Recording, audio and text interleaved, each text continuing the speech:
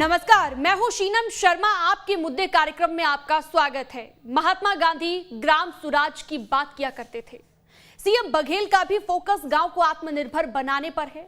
छत्तीसगढ़ में अब गोबर से बिजली बनाई जाएगी और इसकी शुरुआत सीएम भूपेश बघेल ने बेमेतरा से कर दी है। इसके साथ ही गोधन न्याय योजना से भी किसानों को फायदा पहुंचा है, जिससे छत्तीसगढ़ के गांव में कह सकते हैं कि खुशहाली लौट आई है। हालांकि शराबबंदी जैसी कई चुनौतियां अब भी सरकार के सामने खड़ी है। आज इन्हीं सब मुद्दों पर चर्चा करेंगे। इसके लिए एक विशेष पैनल हमारे साथ मौजूद रहेगा, लेकिन सबसे पहले एक रिपोर्ट आपको दिखाते हैं।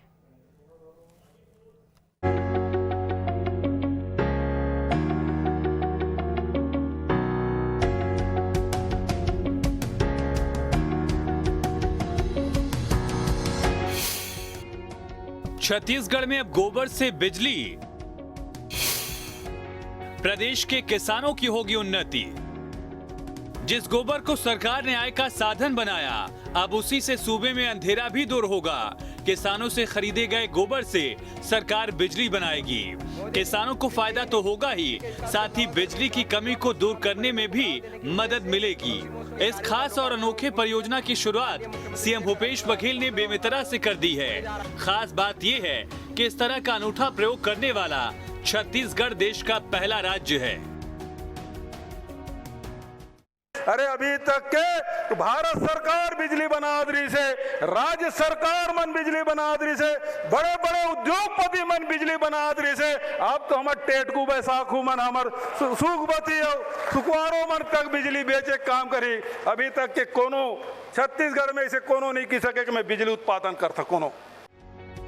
अब आपके मन में सवाल जरूर होगा कि आखिर गोबर से बिजली कैसे बनेगी। दरअसल बिजली उत्पादन के लिए गौठानों में बायोगैस प्लांट, स्क्रबर और जेनसन लगाए गए हैं। बायोगैस टंकी में गोबर और पानी डाला जाएगा, इससे बायोगैस तैयार हो जाएगा। इससे 50% मात्रा में मीथेन गैस उपलब्ध होगी। जेनसेट चलाकर बिजली का उत्पादन होगा।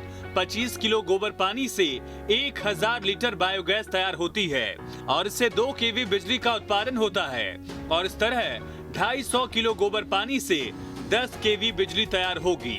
इससे 15 एलईडी बल्ब करीब 8 से 10 घंटे तक जल सकेंगे। इसके लिए 2 तरह के सिस्टम तैयार किए गए हैं। जहां गोबर की आवक ज्यादा है, वहां गौठानों में बायोगैस प्लांट के साथ जेनसेट भी लगेंगे और जिन गौठानों में गोबर की आवक कम है, वहां 1 से ज्यादा जनरेटर लगाए जाएंगे। तो पैसों के लिए गोबर बेचने की होड़ होगी। इससे पशुओं को पालने की ललक बढ़ेगी। पशुओं को आवारा नहीं छोड़ा जाएगा। किसानों की आमदनी बढ़ेगी।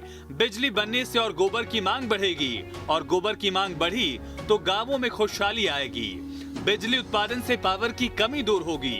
आपको बता दें, प्रदेश में 10,112 गौठानों में से 6,112 गौठान संचालित हैं। गौठानों से 2 रुपए प्रति किलो गोबर की खरीदी होती है। अब तक 51 लाख क्विंटल से अधिक की गोबर खरीदी हो चुकी है और इसके एवज में ग्रामीणों और पशुपालकों को 102 करोड़ रुपए का भुगतान किया जा चुका है। गोधन न्याय योजना को भूपेश सरकार ने शुरू किया था। गोबर से वर्मी कंपोस्ट तैयार किया जाता है और इसके साथ ही दिए और दूसरी चीजें भी तैयार की जाती हैं। गोबर से तैयार चीजों को गौठान समितियों और स्व सहायता समूहों के जरिए बेचा जा रहा है। इससे पशुओं की देखरेख बढ़ रही है, साथ ही लोगों को रोजगार भी मिल रहा है। महिलाएं आत्मनिर्भर हो रही हैं, खेतों में उर्वरक शक्ति भी बढ़ रही है। यानी गोबर को भूपेश सरकार ने कमाई का ऐसा जरिया बना दिया जिससे गांव के गरीबों की तकदीर बदल गई। Team news state. तो देखिए, इन्हीं मुद्दों को लेकर आज चर्चा करने वाले हैं कि ग्राम स्वराज की बात गांधी जी भी किया करते थे और गांधी जी जो बातें किया करते थे उस पर सरकारें कितनी खरी उतर रही हैं। आज एक खास पैनल हमारे साथ मौजूद हैं। सबसे पहले दयाराम नामदेव जी का आपसे रूबरू करा देते हैं। गांधीवादी विचारक हमारे साथ जुड़े हैं। बाबूलाल शर्मा वरिष्ठ पत्रकार हमारे साथ जुड़ गए हैं। अमित चिमनानी नेता जुड़ गए हैं बीजेपी से और साथ ही धनंजय सिंह ठाकुर प्रवक्ता कांग्रेस से हमारे साथ मौजूद रहेंगे। सबसे पहले धनंजय जी, आपके पास आते हुए, गांधी जी को आज पूरा देश याद कर रहा है और तरह तरह की बातें हर बार गांधी जयंती पर की जाती हैं और ये कहा जाता है कि गांधी जी की जो विचारधारा है, जो उनके विचार हैं, उन पर चला जाएगा। आज की अगर हम बात करें, आज जिस तरीके से गोबर से बिजली बनाने की कवायद भी शुरू कर दी गई है छत्तीसगढ़ में, क्या ये माना जाए कि सरकार उसी दिशा में कदम आगे बढ़ा रही है जिस तरीके की विचारधारा रखा करते थे गांधी जी, यानी कि ग्राम स्वराज की दिशा में एक कदम उठाया जा रहा है?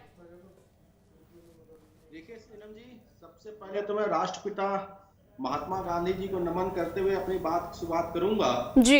आज गांधी जी की जयंती है, उसको भारत के साथ साथ विश्व भी आज नमन कर रहे हैं, उनको याद कर रहे हैं, उनके द्वारा किए गए कार्यों की कदम से कदम मिलाकर चलने की प्रण ले रहे हैं। निश्चित तौर पर गांधी जी ने जो सपना देखा था ग्राम स्वराज का, उसमें गांव के अंतिम व्यक्ति तक विकास को पहुंचाना था, उसको आर्थिक रूप से मजबूत बनाना था, उसको बलवान बनाना था, उसको ताकतवर बनाना था।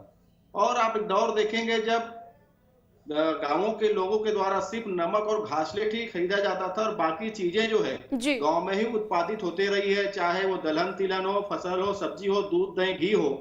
एक दौर ऐसा आया कि विषम परिस्थितियों के चलते लोग इससे दूर होते गए और छत्तीसगढ़ में लगभग 20,000 गाँव है और माननीय मुख्यमंत्री भूपेश बघेल जी की सरकार ग्रामीण अर्थव्यवस्था को मजबूत करने के लिए काम कर रही है। जिस दिन से शपथ लेते हैं उस दिन से देखेंगे आज तक, चाहे मैं कर्ज माफी की बात कर लो किसानों की, या बिजली बिल हाफ की सुविधा की बात कर लो, सिंचाई कर की माफी की बात कर लूं, या फिर किसानों को धान की कीमत 25 को देने की मैं बात कर लूं, गोधन न्याय योजना की बात कर लूं, राजीव गांधी किसान न्याय योजना की बात कर लूं, इन सारी योजनाओं से हमारी ग्रामीण अर्थव्यवस्था मजबूत हुई है। इस कोरोना संकट काल में आप देखेंगे जहाँ केंद्र की नरेंद्र मोदी सरकार की गलत नीतियों के चलते पूरा देश भर में आर्थिक मंदी है, हमारे खुद की सरकार की योजनाओं के चलते आर्थिक मंदी से हमारा राज्य दूर है।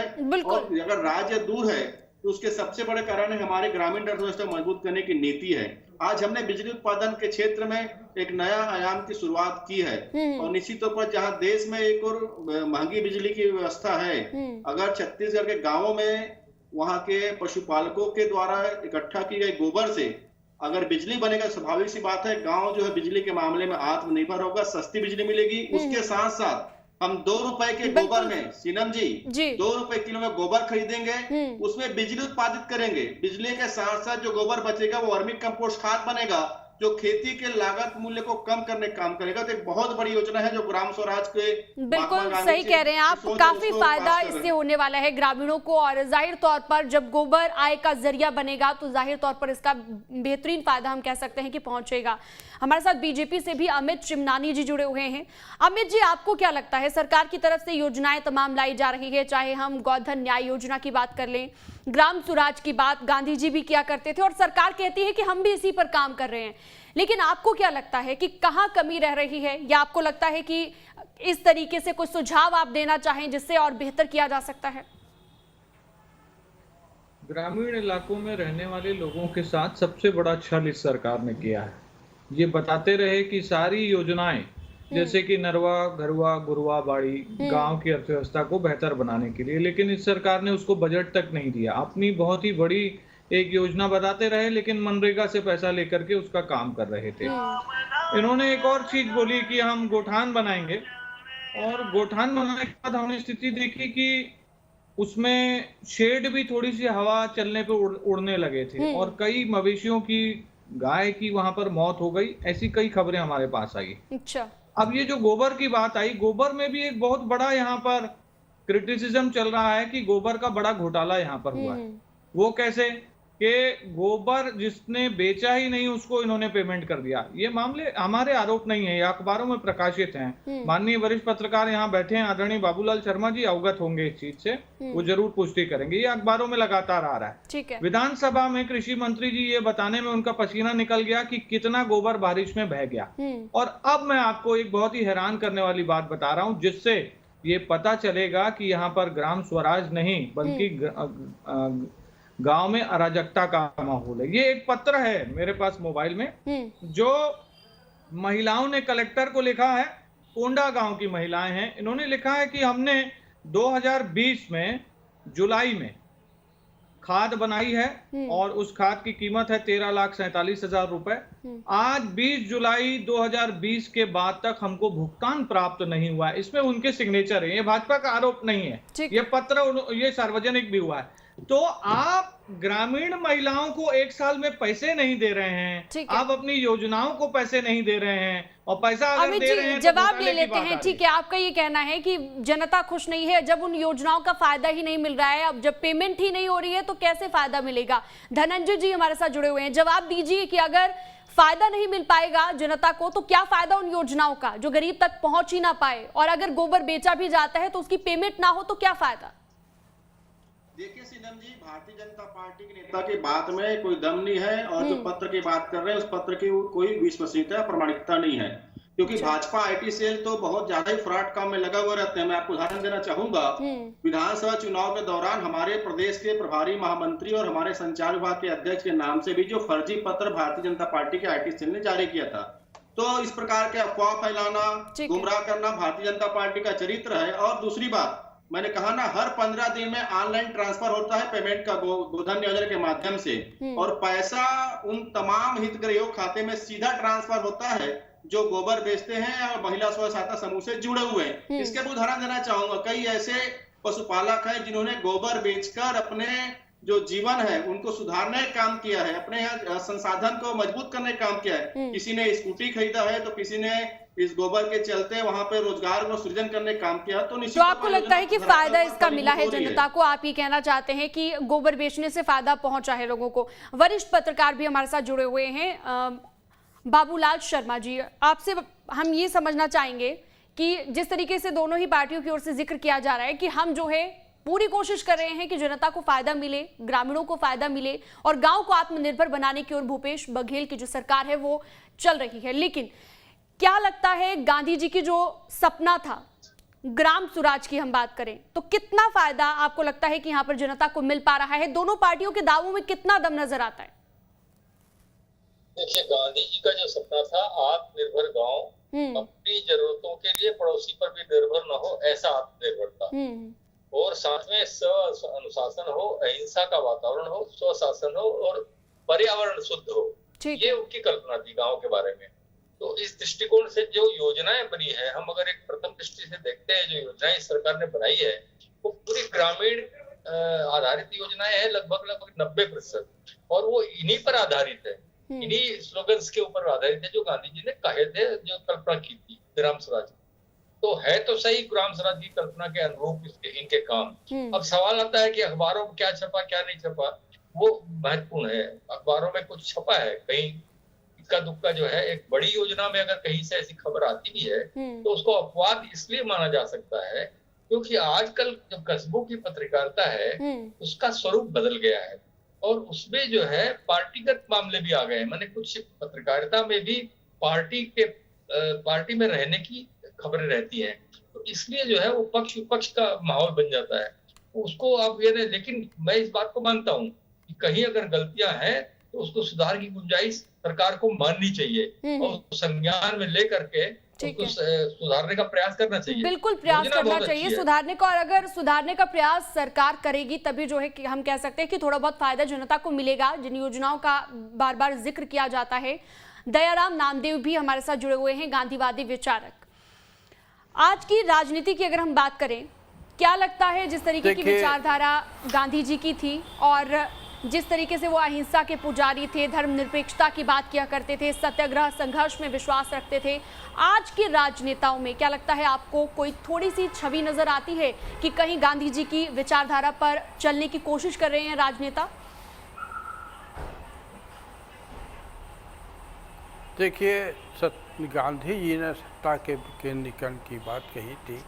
जो सत्ता केंद्रित है दफ्तरों में, सरकारी के दफ्तरों में और अफसरों के बीच, वो सत्ता गांव में पहुंचना चाहिए, गांव की होनी चाहिए, और साधनों का विकेंद्रीकरण होना चाहिए।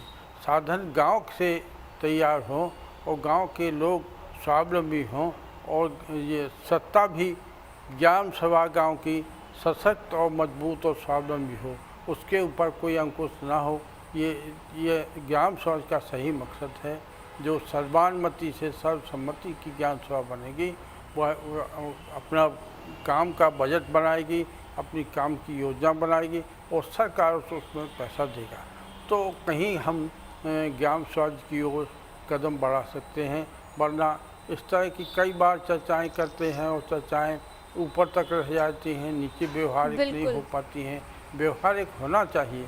देखिए आज जो हम लंबे समय से देखते चले आ रहे हैं कि ग्राम स्वराज की बात, गांधी की बात करते हैं, लेकिन वह गांव तक पहुंचा ही नहीं है। गांव का ग्राम स्वराज गांव तक पहुंचा ही नहीं है। जी। तो गांव के में ग्राम स्वराज स्थापित करने के लिए गांव की सत्ता गांव के हाथ में हो।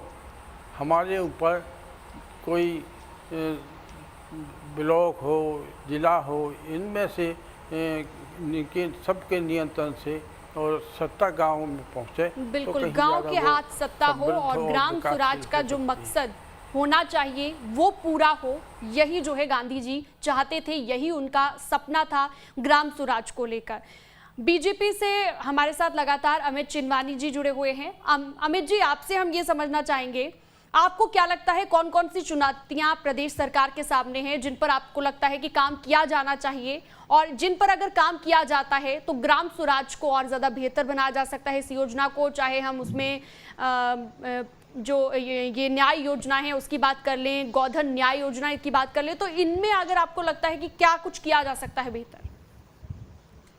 शीनल जी, सबसे पहले सरकार को अपनी नीयत मजबूत करनी चाहिए कि वाकई ये काम करना चाहते हैं, क्योंकि इनके विकास के इश्तिहार तो बिहार और दिल्ली में छप रहे हैं, लेकिन वो विकास गांव तक पहुंचा ही नहीं है, केवल अखबार की सुर्खियां या इश्तिहार बनकर रह गया है। अभी हमारे साथी प्रवक्ता कह रहे थे कि कई सारी चीजें बीजेपी के आईटी सेल वाले करते हैं। जिस पत्र का मैंने उल्लेख किया वो पुष्टि करता हूं मैं, और यहाँ पर जिन लोगों ने शिकायत की है उनके पदों के नाम और सील भी लगी हुई है। अगर ये पत्र गलत निकलता है तो जो धनंजय जी कहेंगे वो भारतीय जनता पार्टी करेगी। लेकिन सवाल ये है कि जब विपक्ष आपको शिकायतें बता रहा है तो उस पर गंभीरता दिखाने की बजाय, अगर कहीं दिक्कत आ रही है उसको सुधरवाने की बजाय आप विपक्ष को ही गलत ठहरा देते हैं, तो फिर मुझे लगता है कि ये गांधी जी की सोच नहीं है। गांधी जी तो कहते थे ना कि जो भी अच्छा आपको इनपुट आए उसे लीजिए और लोगों की मदद करिए, तो ऐसा तो यहाँ पर चल नहीं रहा है। तो आपको लगता है आपके सुझावों पर काम करना चाहिए सरकार को? ठीक है, हमारे साथ मैं तो यहाँ जिस हुए पत्र की बात कर रहा हूँ उसे वो बिना सोचे समझे नकार रहे हैं, तो केवल टीवी चैनल पर बैठ करके नकार देने से कैसे चलेगा? जी, उस पत्र को लेकर ही धनंजय जी आपकी प्रतिक्रिया, जिसका ये बार बार जिक्र कर रहे हैं कि पेमेंट नहीं हुई। मैंने पहले कहा ना, भारतीय जनता पार्टी का आईटी सेल का कारनामा हो ये, और टीवी चैनल बैठ के अगर फ्रॉड काम कोई करेगा उसकी कोई सत्यता तो होती नहीं है, जैसे भाजपा नेताओं की आदत सी हो चुकी है। दूसरी बात, ये पत्र है मेरे पास, सुन लीजिए इसके पत्र नहीं, मैं नहीं सुनूंगा सर। आप अगर झूठ बोलेंगे, गलत बोलेंगे तो मैं गलत सुनने के लिए नहीं बैठा हूँ। शांति, मैंने आपको प्रमाण दिया है। मैं यहाँ पर लोगों के नाम और उनके पद बता रहा हूँ जिन्होंने शिकायत की है।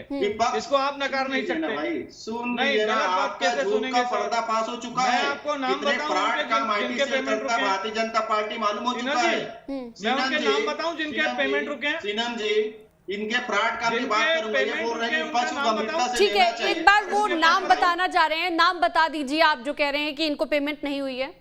देखिए, लिलका बाई हैं, शीतला स्व सहायता समूह ग्राम आरंगपुरी की हैं वो। उसके अलावा सुनीता जी हैं, वो अध्यक्ष हैं गायत्री स्व सहायता समूह की। उसके अलावा चंद्रिका जी हैं, नीरा नाई जी हैं, मंगल दई जी हैं, भुवनेश्वरी अनीता जी हैं। तो ये पत्र आपको सोशल मीडिया के जरिए मिला है अमित जी? ये बीजेपी आईटी सेल में बना होगा। हुई है, देखिए ये बीजेपी आईटी सेल में बना होगा। अगर पत्र किस आधार पर, यानी आप ये बताइए, आपको सोशल मीडिया से ये पत्र मिला है या कहां से, या किसी समाचार पत्र के आधार पर? समाचार पत्र जो आप जिक्र कर रहे हैं उसका भी नाम लीजिएगा। जनता पार्टी उन लोगों के सतत संपर्क में है जिनको परेशानी हो रही है, तो ये पत्र उन्हीं लोगों के द्वारा मिला है जो तो ये पत्र सरकार तक क्यों नहीं पहुंचाया जा रहा है? ये आप तक कैसे आया? ये सरकार तक क्यों नहीं पहुंचा? देखिए, ये तो कलेक्टर को शिकायत हो चुकी है, लेकिन सरकार तो किसी प्रकार की कोई सुनवाई चाहती ही नहीं ना। धनंजय जी ये भी नहीं कह पा रहे हैं कि चलिए हम दिखवा लेंगे, वो तो सीधा ये कह रहे हैं कि ये गलत है। गलत अगर बोल रहे हैं तो उसका जी धनंजय जी, नाम बता रहा हूँ जी, रखिए अपनी बात, बता रहा हूँ।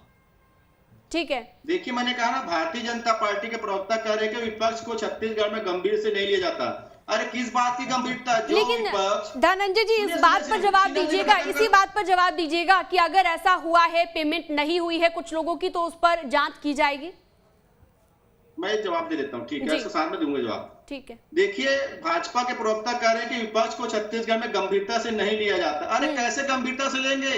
आपके विपक्ष के प्रभारी है पुरंदेश्वरी जी, छत्तीसगढ़ आके तो जवाब नहीं देंगे धनंजय जी, फिर बात को घुमा रहे हैं चिन्हल जी। धनंजय जी इसी बात पर जवाब दीजिए। सुनिए सीनम जी, ऐसे डिबेट नहीं कर पाऊंगा मैं, माफ कीजिएगा, मैं पूरी बात रखूंगा तो ही डिबेट कर पाऊंगा। ठीक है, कहिए। तो जिसके प्रभारी आके छत्तीसगढ़ियों पर थूक कर बहाने की बात करे, जिनके भी प्रभारी आके छत्तीसगढ़ियों को गोबर खाने की बात करे, ये सवाल पूछे क्या गंभीरता है? मैंने कहा ना, जो पत्र कलेक्टर को जाना चाहिए वो भाजपा के पास। जी अमित जी जवाब लिया जाएगा, ठीक है, आप सुनिए, उनकी बात भी पूरी सुनिए, उन्होंने आपकी पूरी बात सुनी है। जो अगर कलेक्टर को शिकायत जाएगा वो भाजपा के प्रवक्ता पास कैसे आएगा? ठीक है, तो इसमें इस पत्र की विश्वसनीयता समझ में आती है। मैंने कहा ना, हर 15 दिन में गोबर का पेमेंट माननीय मुख्यमंत्री भूपेश बघेल जी करते हैं। यही तो भाजपा की पीड़ा है। कभी किसके नेता आके बोलते हैं कि मुख्यमंत्री भूपेश बघेल जी गोबर खा के गोबर घोटाला करेंगे। इतना अभद्रता, अशोभनीय टिप्पणी मैं तो इनके प्रवक्ता से पूछना चाहता हूँ, बात को डाइवर्ट कर दीजिए, राज्य है जहाँ गोबर बात को डाइवर्ट कर दीजिए। आप जवाब नहीं है आपके पास, नेता यहाँ पर जवाब नहीं है आपके पास। नहीं, जवाब वो दे रहे हैं कि देखिए सरकार तक पहुंचना चाहिए पत्र, जो समस्या है वो जब तक शासन प्रशासन तक नहीं पहुंचेगी कैसे समस्या का हल हो पाएगा? आप खुद समझते हैं इस बात को। चलिए लौटूंगी मैं आपके पास, हमारे साथ धनंजय जी भी जुड़े हैं, लगातार अमित भी जुड़े हैं, बाबूलाल शर्मा भी, और साथ ही दयाराम नामदेव हमारे साथ गांधीवादी विचारक जुड़े हुए हैं। देखिए जिक्र हम जो कर रहे थे कि गांधी जी की आज जयंती मना रहा है पूरा देश, और पूरा देश उन्हें याद कर रहा है, लेकिन उनके विचारों को लेकर अभी भी लोगों में मतभेद है। चाहे हम बीजेपी की बात कर लें, कांग्रेस की बात कर लें, जिस तरीके से वो सत्ता से दूर रहने की बात किया करते थे, संघर्ष करते थे और सत्याग्रह भी किया करते थे, लगता है आजकल के नेताओं में ये चीज नजर आ सकती है? बिल्कुल भी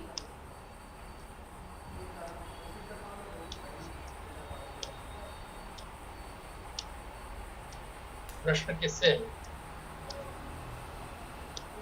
दयाराम नामदेव जी तक आवाज नहीं पहुंच पा रही है। बाबूलाल शर्मा जी वरिष्ठ पत्रकार हमारे साथ जुड़े हुए हैं, आप ही से समझ लेना चाहते हैं कि राजनेताओं में क्या ये चीज हमें नजर आ सकती है? सत्ता से दूर रहने की बात गांधी जी खुद किया करते थे, लेकिन बावजूद इसके अहिंसा के पुजारी बहुत सारे, उनके जो सिद्धांत थे उनसे वो कभी नहीं डगमगाते थे, लेकिन आजकल के राजनेताओं में क्या नजर आती है ये चीजें? देखिए रचनात्मक काम की बात लोगों को करना चाहिए, उलझाना नहीं चाहिए। ये सरकार सरकारें तो काम करती हैं, यदि कहीं कोई अवरोध हो तो विपक्ष के लोगों को भी एक संयमित भाषा में संयमित और काम करना चाहिए ताकि जनता को लाभ मिल सके। सरकारें जनता के लाभ के ही लिए होती हैं। तो मुख्य तो ये है कि अगर हम गांधी को मानते हैं और ग्राम स्वराज की बात करते हैं तो ग्राम स्वराज हमको अपने गांव से स्थापित करना होगा। जब तक हम अपने गांव में स्थापित नहीं करेंगे और तो तब हो नहीं पाएगा। बातों बातों में ग्राम स्वराज नहीं होता है, उससे व्यवहार एक धरातल पर उतारना पड़ेगा। जी जी जी, और शांतिपूर्वक तरीके से अपनी बात रखनी चाहिए। अमित जी, जिस तरीके से आप भी जिक्र कर रहे थे उस पत्र का, वो पत्र जब तक शासन प्रशासन तक नहीं पहुंचेगा कैसे जो है समस्या का हल हो पाएगा? और साथ ही जिस तरीके से धनंजय भी इस पर बात करते नजर आए। धनंजय जी, आखिरी सवाल आपसे मेरा, शराबबंदी को लेकर अभी भी एक बड़ी चुनौती सरकार के सामने ये बनी हुई है, और कहा यह जाता है कि हम ग्राम स्वराज की दिशा में आगे बढ़ रहे हैं, लेकिन एक बड़ी चुनौती शराबबंदी। सरकार इसके आगे भी काम कर रही है। अभी आप देखेंगे शराबबंदी की ओर आगे बढ़ते हुए सरकार ने राज्य में लगभग 70 से 80 दुकानों को बंद करने का काम किया है। अभी हाल में ही जो सामाजिक कमेटी हमारे द्वारा बनाई गई थी, जिसमें विभिन्न समाज के लोग, साहू समाज के, देवांगन समाज के, वर्मा समाज के, ब्राह्मण समाज के, अनेक समाज के लोग इकट्ठा हुए और शराबबंदी को लेकर उनसे सलाह मांगा। उन्होंने भी इस बात को कहा कि अचानक शराबबंदी करना छत्तीसगढ़ के हितकर में नहीं है, शराबबंदी के लिए जागरूकता बहुत आवश्यकता है। तो स्वाभाविक सी बात है, सरकार की जो नीतियां हैं उस पर समझ में आ रही है और शराबबंदी हमारे लक्ष्य में आगे उसमें काम कर रहे हैं। बिल्कुल, तो इस दिशा में काम करने की कोशिश की जा रही है, लेकिन बड़ी चुनौती। जी जी कहिए। आज ही की खबर बता रहा हूं, कल की भी नहीं है, कि रात को 3 बजे तक यहाँ के होटलों में शराब मिल रही है। ये आज की खबर है। ये क्या शराबबंदी करेंगे? शराब के सरकारी करने वाले शराब की बात ही ना करें ना। जो रमन सिंह उसका जो काम फिरंगियों ने नहीं काम किया वो भाजपा ने किया है नहीं, इधर उधर की बात जी, करते हैं जो आप काम लोग। फिरंगियों ने नहीं किया जवाब गुलामी के दे दौर ना। में, 3 वो बजे भाजपा ने तक किया है। शराब बिक रही है। 38 साल शराब नीति को बदलने का रमन 3 सिंह ने बजे किया है। नहीं देखिए, ये तो सच्चाई है, एक बड़ी चुनौती सरकार के सामने ये बना हुआ है शराबबंदी, और कई फैक्टर ऐसे हैं जिन पर सरकार को काम किए जाने की जरूरत है। समय का थोड़ा अभाव है जी। अमित जी, धनंजय जी, समय का थोड़ा अभाव है। बहुत बहुत शुक्रिया आपका जुड़ने के लिए चर्चा में। और साथ ही हमारे साथ दया राम नामदेव भी जुड़े थे, गांधीवादी विचारक, उनसे भी चर्चा हमने की। तो चर्चा इसी बात को लेकर थी कि जो गांधी जी का सपना था ग्राम सुराज, वो कितना पूरा हो पा रहा है और छत्तीसगढ़ क्या उस दिशा में आगे बढ़ रहा है। फिलहाल दीजिए इजाजत, नमस्कार।